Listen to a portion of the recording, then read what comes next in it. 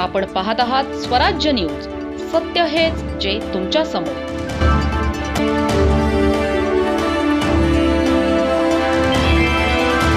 पश्चिम बंगालमधील कोलकाता येथील एका महिलेच्या कथित आक्षेपार्ह वक्तव्यावरून धुळे जिल्ह्यात वातावरण तापण्याची चिन्हे दिसत आहेत.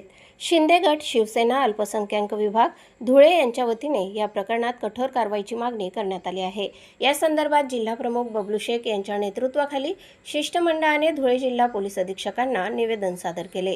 निवेदनात कोलकाता येथील नाझिया खान या महिलेने पैगंबर मोहम्मद यांच्याबाबत कथित स्वरूपात आक्षेपार्ह वक्तव्य केल्याचा आरोप करण्यात आला आहे.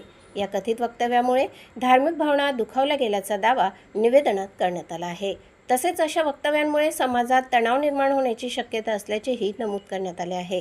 संबंधित महिलेविरुद्ध तात्काळ गुन्हा दाखल करून कठोर कायदेशीर कारवाई करावी अशी मागणी करण्यात आली आहे.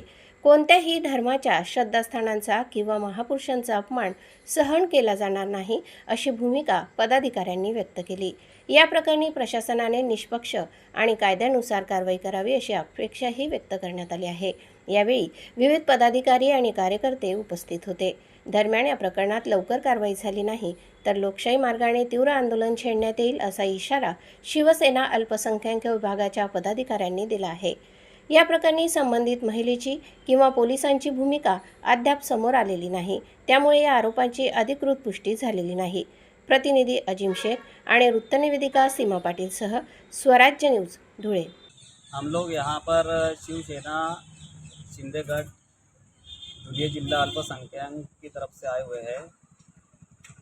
एक औरत है जो नाजाइज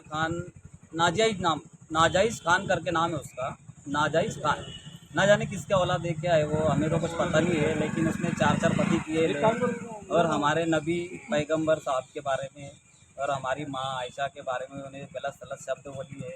हम इसके साहिब के पास में आए, उन्हें बोले, हमने रिक्वेस्ट की है, हमने गुनाह दाखिल करने की मांग की है इसके साहिब की तरफ। उन्होंने हमें आश्वासन दिया है कि हमें ऊपर फॉरवर्ड कर देंगे मंत्रालय की ओर से और इसके ऊपर जरूर कार्रवाई होंगी, ऐसा आश्वासन दिया है उन्होंने हमें। और इसके ऊपर सख्त से सख्त कार्रवाई होनी चाहिए क्योंकि ये हमारे नबी के बारे में बोला है नहीं।